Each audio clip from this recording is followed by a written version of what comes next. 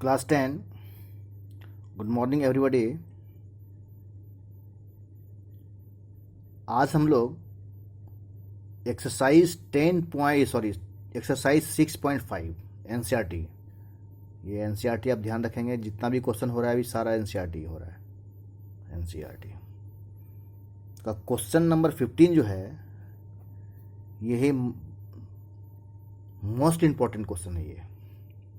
ये मैंने कल भी बताया था कि आज सबसे पहले मैं क्वेश्चन नंबर 15 को ही बनाऊंगा। तो क्वेश्चन नंबर 15 को पहले आप देखिए। इन एन इक्विलेटरल ट्रायंगल, आप बुक में देखेंगे अपना। अगर क्वेश्चन आप नहीं भी लिखेंगे यहाँ से तो बुक उल्टा के देखेंगे और बुक में एक्सरसाइज 6.5 का क्वेश्चन नंबर 15 जो है वो पुराना बुक अगर आपके पास होगा, नया बुक अगर नहीं लिए होंगे तो देखेंगे हर बुक में ये मार्किंग किया हुआ क्वेश्चन है कि हर साल के लिए इम्पोर्टेंट क्वेश्चन होता है ये।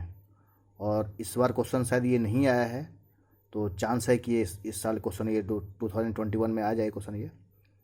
चलिए पहले हम लोग देखते हैं कि in an equilateral triangle ABC D is a point on side BC such that BD equal to 1/3 BC. Then we have to prove 9AD square equal to 7AB square.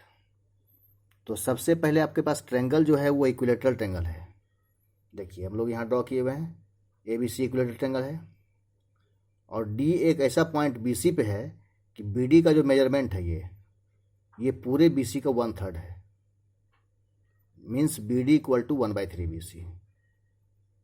Then we have to prove 9AD square equal to 7AB square. और एक चीज़ और भी ध्यान से देखिए, अगर ये 7AB square आया तो 7BC स्क्वायर भी आ सकता है, 7AC स्क्वायर भी आ सकता है। क्यों? कि all sides are equal to each other. We know that in any equilateral triangle measurement of all sides are equal. तो फिगर है ही मेरे पास। तो सबसे पहले हम लोग गिवन है, सबसे पहला टॉपिक इसका गिवन आएगा। In triangle ABC AB equal to BC equal to AC। हम लोगों ने स्टेटमेंट में नहीं लिख करके इसको मैथमेटिक्स की भाषा में लिखा है। AB equal to BC equal to AC, तीनों साइड इक्वल है तो ऑटोमेटिक है कि ये ट्रायंगल आपका इक्विलेटरल ट्रायंगल है। And BD equal to 1/3 BC। Then we have to prove, जो है वो लिख दिए। और थर्ड स्टेप में जो है हम लोगों ने क्या है कि ड्रॉ AP परपेंडिकुलर BC। जब तक आप यहाँ से एक परपेंडिकुलर ड्रॉ नहीं करेंगे इस पर तब तक ये क्वेश्चन सॉल्व नहीं होगा। क्योंकि AD स्क्वायर लाने के लिए आपको इसमें से पाइथागोरस लगाना पड़ेगा। तो पाइथागोरस तभी लगेगा जब कहीं ना कहीं 90 डिग्री होगा। तो यहाँ से हम लोग एक परपेंडिकुलर ड्रॉ किए, AP ड्रॉ किए हैं किस पे? BC पे। तो एक बात का और भी ध्यान देना होगा कि जब बनाएंगे तब ये आपको समझ में नहीं आएगा, लेकिन पहले अगर आप इस कॉन्सेप्ट को समझ लेंगे तो आपको उस समय बनाने में, जिस समय आप इस पॉइंट पे आएंगे उसमें आपको एक क्लियरिटी महसूस होगा कि हाँ ये चीज़ पहले ही जान गए तो अच्छा होगा।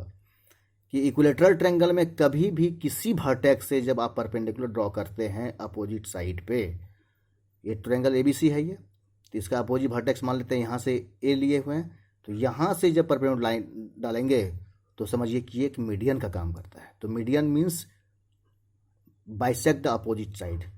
AP अगर मीडियन हो गया तो BP और PC इक्वल होगा। लेकिन मीडियन और परपेंडिकुलर हर जगह पे ऐसा नहीं होता है कि परपेंडिकुलर मीडियन काम करता है। सिर्फ इस ट्रायंगल में ध्यान दीजिए, इक्विलेटरल ट्रायंगल में ऐसा होगा। तो मीन्स BP और CP इक्वल होगा। चले आइए, तो कंस्ट्रक्शन में लिखा मैंने कि ड्रॉ AP परपेंडिकुलर BC। अब नेक्स्ट में चलते हैं हम लोग प्रूफ में। अगर BP CP इक्वल है तो यहाँ हमने क्लियर लिख भी दिया इसका रीजन कि in an equilateral triangle perpendicular bisect the base. तो हम लोगों को AB स्क्वायर और AD स्क्वायर लाना है। तो AB स्क्वायर की जगह BC स्क्वायर भी आ गया, चाहे AC स्क्वायर भी आ गया, तो हम लोग उसको हटा करके AC की जगह चाहे BC की जगह हम लोग AB पुट कर सकते हैं। तो दिमाग में ये रहना चाहिए कि हमको AB स्क्वायर लाना ही लाना है। चलिए तो अब आते हैं सबसे पहले कि BD जो है BC का 1/3 है।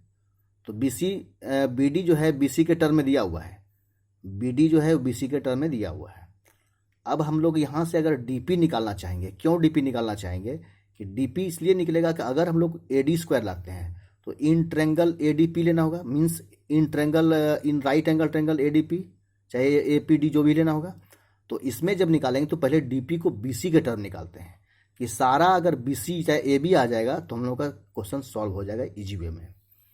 तो बीपी इक्वल टू सीपी तो लिख दिया, रीजन यहाँ पे लिखा हुआ है ये।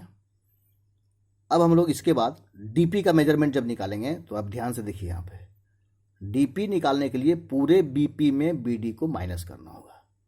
अब बीपी को बीसी के टर्म में लेके जाना होगा, क्योंकि बीडी बीसी के टर्म में है, इसलिए BP equal to half BC. अभी बताया कि मीडियन का काम कर रही है, एपी जो है मीडियन का काम कर रहा है। तो बीपी माइनस बीडी लिखे हुए हैं डीपी के लिए, तो बीपी को हटा के हाफ बीसी लिखिए और बीडी तो आपका 1/3 बीसी गिवन है ही। तो इसका एलसीएम लेंगे तो 6 आ गया, 3 2 6 हो गया, 2 3 6, यहाँ 3 इसमें से आपका 3 आ जाएगा और इसमें से आपका 2 चला जाएगा। क्रॉस भी आप कर सकते हैं, नहीं तो आप सिंपल सा एलसीएम लीजिए, LCM of 2 and 3 equal to 6, 6 divided by 2 equal to 3, 3 1 जा 3 BC and 6 divided by 3 equal to 2, 2 1 जा 2 बीसी। तो thrice B minus twice BC, sorry thrice BC minus twice BC equal to 1 BC हो गया, means 1/6 BC आप लिख सकते हैं ऐसा, चाहे BC/6 भी लिख सकते हैं आप यहाँ पे। तो बी आपका निकल गया, डीपी भी निकल गया। तो इन ट्रेंगल अगर एडीपी लेते हैं तो AD square equal to AP square plus DP square by Pythagoras.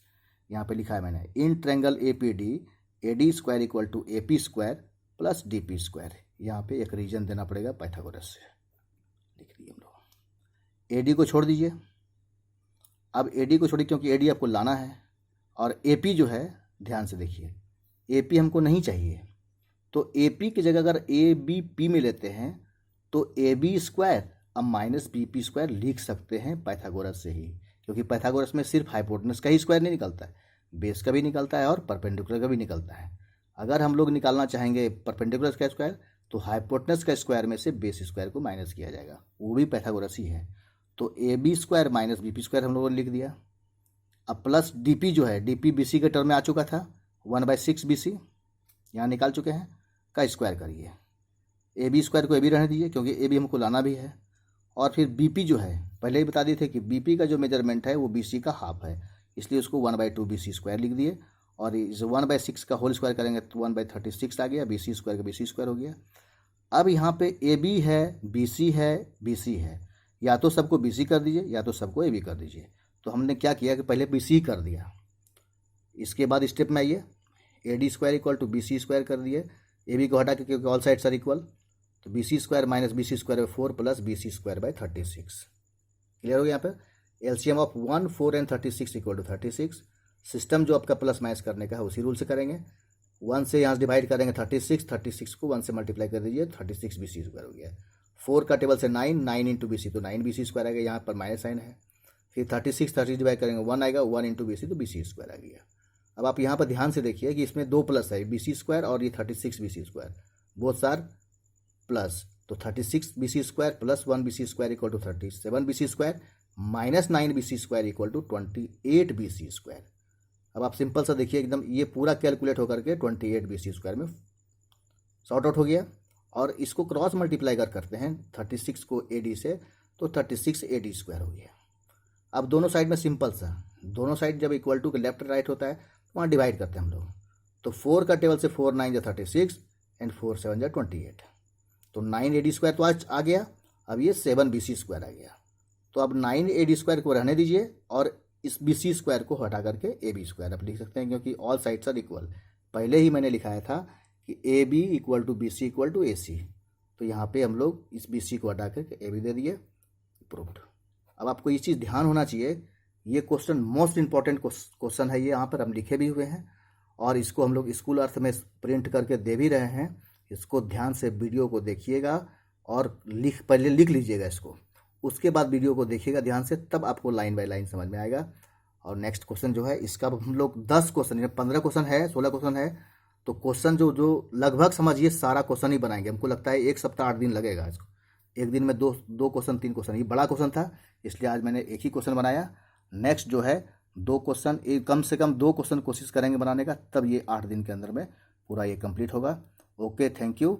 इसको अब ध्यान से देखिएगा, केयरफुल होकर के। Okay, thank you. और डेली आप कोशिश करिए इसको बनाने का, पाइथागोरस को, और इसको, ये पाइथागोरस को 1-2 बार बनाइएगा ही। और इस क्वेश्चन को 1 बार 2 बार सप्ताह में, अगर इसको एक मतलब पर डे आप एक टाइम बना लेते हैं, 1 टाइम अगर आप बना लेते हैं इसको, तो आपको ये पूरा अच्छा तरह से समझ में आ जाएगा। Okay, thank you, bye.